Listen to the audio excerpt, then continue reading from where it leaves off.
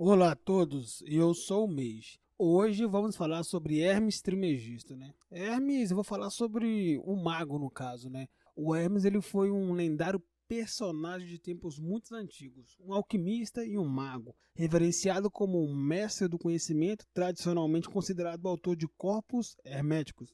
Hermes Trismegisto é a pedra fundamental da filosofia do hermetismo. Pode-se dizer que nele se enraizaram, né, todas as correntes de pensamentos herméticas.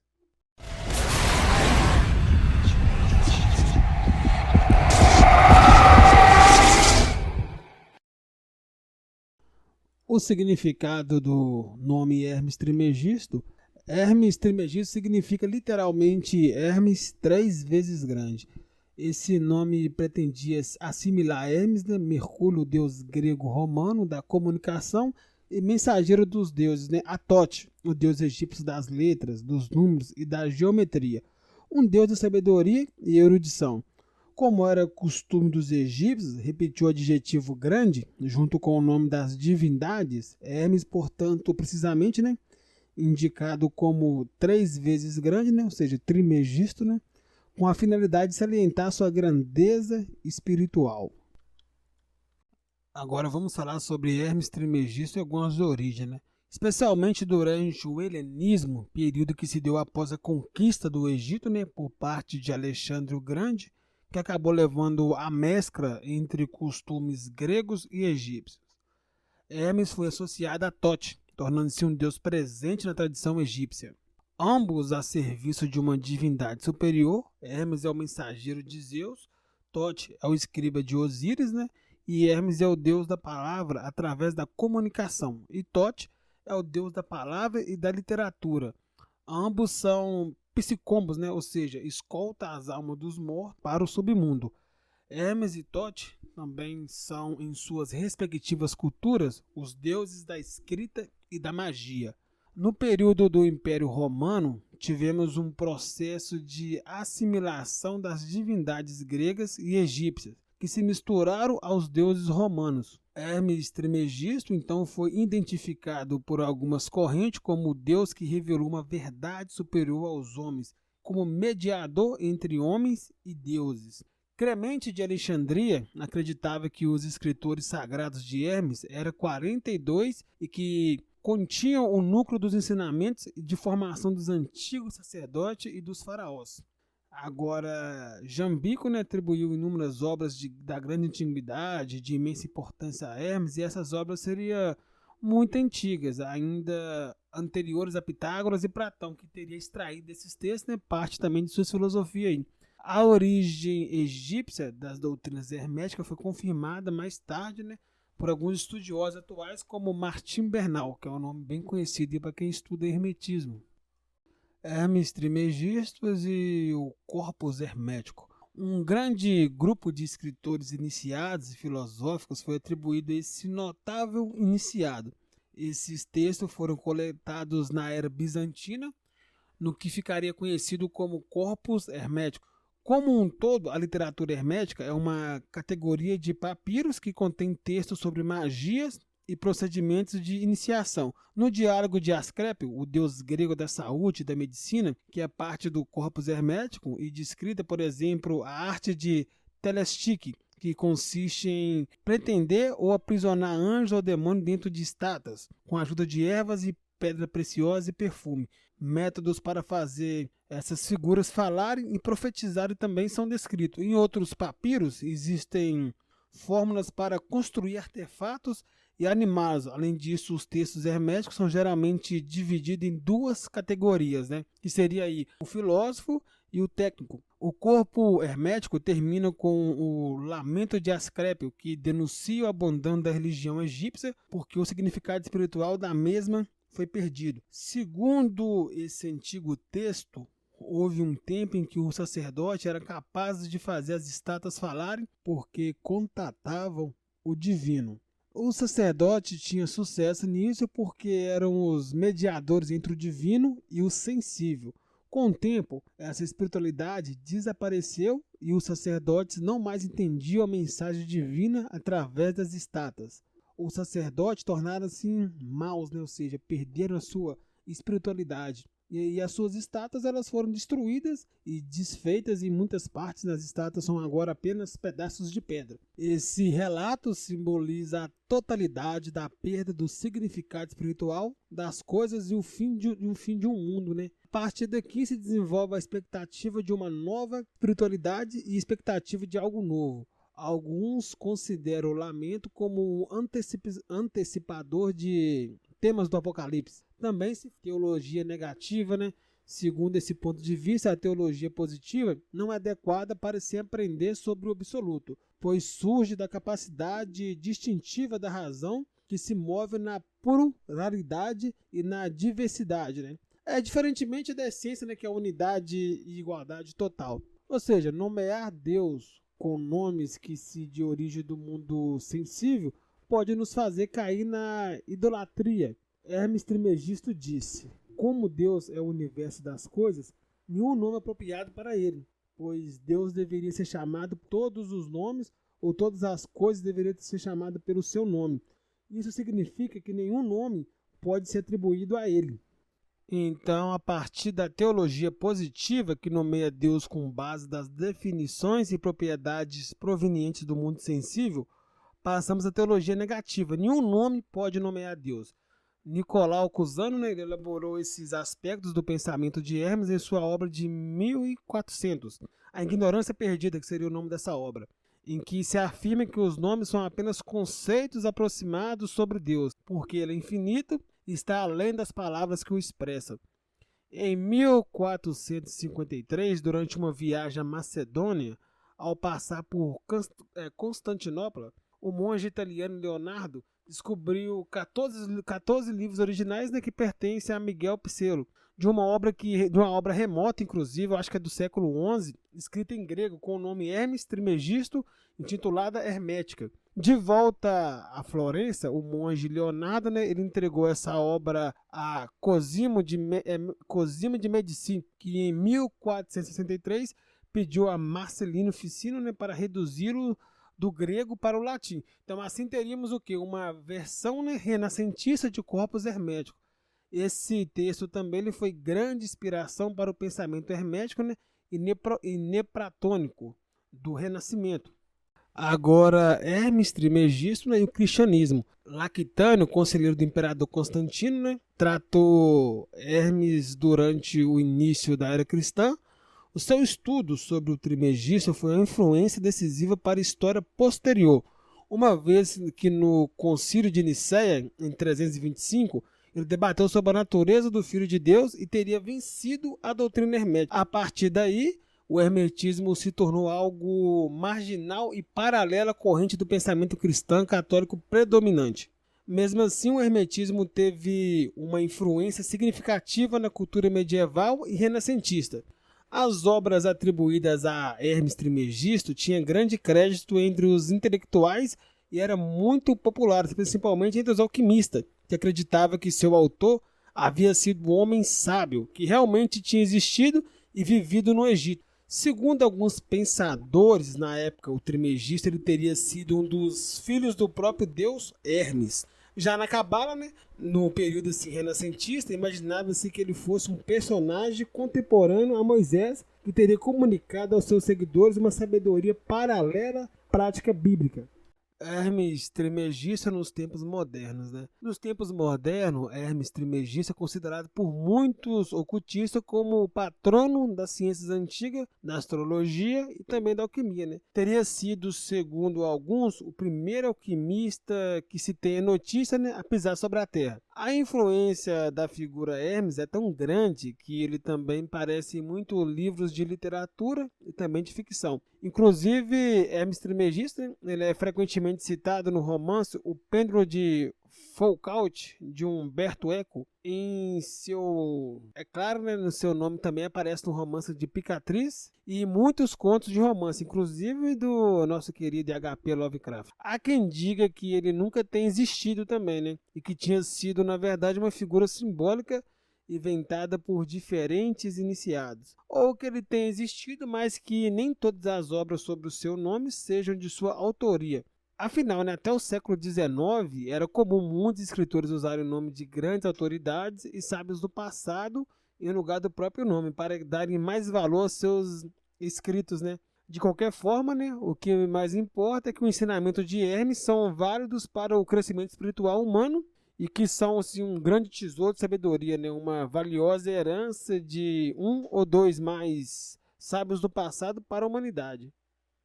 Agora vamos falar um pouco sobre as 7 principais leis herméticas, né?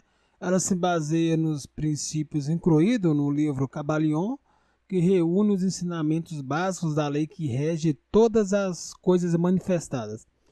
A palavra Kybalion, né, é da língua hebraica, que significa tradição ou preceito manifestado por um ente de cima, no caso. Né? Na verdade, a palavra tem a mesma raiz da Cabala, que em hebraico significa recepção. Agora, a lei do mentalismo, né? O todo é mente, o universo é mental. O universo funciona como um grande pensamento divino e a mente de um ser superior que pensa, tem consciência de tudo. Assim, tudo que existe é todo. Toda a criação principou como uma ideia da mente divina que continua a viver, a mover e ter a sua divina consciência. A matéria, ela seria como os neurônios, né? De uma grande mente, na verdade, ou seja, o universo consciente é o que pensa. Todo conhecimento flui e reflui da nossa mente, já que estamos ligados a uma mente divina que contém todo o conhecimento. Como tudo que surgiu, derivou-se de uma mente consciente. Essa é a lei do mentalismo. Lei da vibração. Nada está parado. Tudo se move, tudo vibra. No universo, todo movimento é vibratório. O todo se manifesta por esse princípio. Todas as coisas se movimentam e vibram com seu próprio regime de vibração. Nada está em repouso. Das galáxias, partículas subatômicas, tudo é movimento. Todos os objetos materiais são feitos de átomos e a enorme variedade de estruturas moleculares, não rígida ou imóvel, mas oscila de acordo com a temperatura e com a harmonia. A matéria não é passiva ou inerte como nos parece ser a nível materiais, mas cheia de movimento, ou seja, tudo é energia, tudo está em constante movimento. Lei da correspondência. O que está em cima é como que está embaixo, e o que está dentro é como que está fora. Significa que o que está em cima, ou seja, o seu consciente, é como que está abaixo, o seu subconsciente no caso. E o que está dentro? O que está dentro seria suas emoções geradas pela ideia posta em seu subconsciente, né? É o que está fora. Ou seja, o resultado do mundo físico gerado pelo universo com base nas emoções e vibrações geradas pelo seu corpo, né? Seguindo, é claro, o seu subconsciente. A perspectiva, ela muda de acordo com o referencial. A perspectiva da Terra normalmente nos impede de ver outros domínios abaixo e acima de nós. A nossa atenção ela está tão concentrada no microcosmo que não percebemos o imenso macrocosmo à nossa volta. O princípio da correspondência diz-nos que o que é verdadeiro no macrocosmo também é verdadeiro no microcosmo e vice-versa. Essa seria a lei da correspondência. Agora, a lei da polaridade. Tudo é duplo, tudo tem dois polos, tudo tem o seu oposto. O igual e o desigual são a mesma coisa. Os extremos se tocam. Todas as verdades são meias verdades. Todos os paradoxos podem ser reconciliados. Polaridade revela a dualidade, os opostos representando a chave de poder no sistema hermético, né? Mais do que isso também, os opostos eles são apenas extremos da mesma coisa. Tudo se torna idêntico em natureza, ou seja, né, o polo positivo mais o negativo, menos da corrente elétrica, que são uma mera assim, convenção. Claro que o escuro também são manifestação da luz, né? A escala musical do som, o duro versus o flexível, o doce versus o salgado, o amor e o ódio são simplesmente manifestações de uma mesma coisa, diferentes graus de um sentimento. Vamos pegar, por exemplo, aqui a lei da dualidade, né? Que seria a mesma coisa que a lei da polaridade. Ela também é expressada na cultura chinesa, né, através do Yin Yang. Segundo a mitologia chinesa, foi entregue a eles uma cobra, né, que desceu no céu, e ela é conhecida como a dualidade do bem e do mal. Acredita-se que acredita-se que esse seja talvez o fruto do conhecimento do bem e do mal, né, citado no Gênesis da Bíblia também. Muitas outras das leis herméticas também podem ser constatadas no estudo de Yin Yang, ou seja, né, não é só a lei da polaridade que vai se aplicar a esse exemplo aí. Lei do ritmo. Tudo tem um fluxo e um refluxo. Tudo tem suas marés. Tudo sobe e desce. O ritmo é a compensação. Pode-se dizer que o princípio é manifestado pela criação e pela destruição. O ritmo, no caso, seria da ascensão e da queda, da convenção, energia cinética, né, da potencial e da potencial para energia sintética. Ou seja, os opostos se movem em círculos e a expansão até chegar ao ponto máximo. E depois que atingir a sua maior força, se torna um massacre inerte, recomeçando novamente um novo ciclo, né? Também a explicação assim, da destruição de muitas civilizações. Toda vez que elas chegam no auge, elas simplesmente são devastadas. Dessa vez, no sentido inverso, a lei do ritmo assegura que cada ciclo busca a sua complementação, ou seja, tudo ocorre para que seja mantido o equilíbrio. Agora, a lei do gênero. O gênero está em tudo. Tudo tem seus princípios masculino e feminino. O gênero se manifesta em todos os planos da criação. Os princípios de atração e repulsão existem por si só, porém, somente um depende do outro, né? Ou seja, tudo tem um componente masculino e um feminino. Independentemente do gênero físico, né? Nada é 100% masculino ou feminino, mas sim um balanceamento desses gêneros. Existe uma energia receptiva feminina e uma energia projetiva masculina. As que os chineses chamavam também, como eu já disse antes, né, de Yin e Yang. Como eu também já disse, poderia usar o Yin e Yang como exemplo em outras leis. Nenhum dos dois polos eles são capazes de criar algo, né, um sem o outro. Ou seja, é a manifestação do desejo materno e o desejo paterno, né? O segredo da alquimia, da criação, o poder de criar uma vida, né? Essa é a lei do gênero. Agora vamos falar sobre a lei mais comentada aí, né, em vários grupos, vários lugares, sobre a lei de causa e efeito. Toda causa tem seu efeito, todo efeito tem sua causa. Existem muitos planos de causalidade, mas nenhum escapa da lei. Essa seria a sétima lei do hermetismo. Ou seja, nada acontece por acaso, pois não existe o acaso, já que o acaso é simplesmente um termo dado a um fenômeno existente do qual não conhecemos a origem, ou seja, não reconhecemos nele a lei na qual se aplica.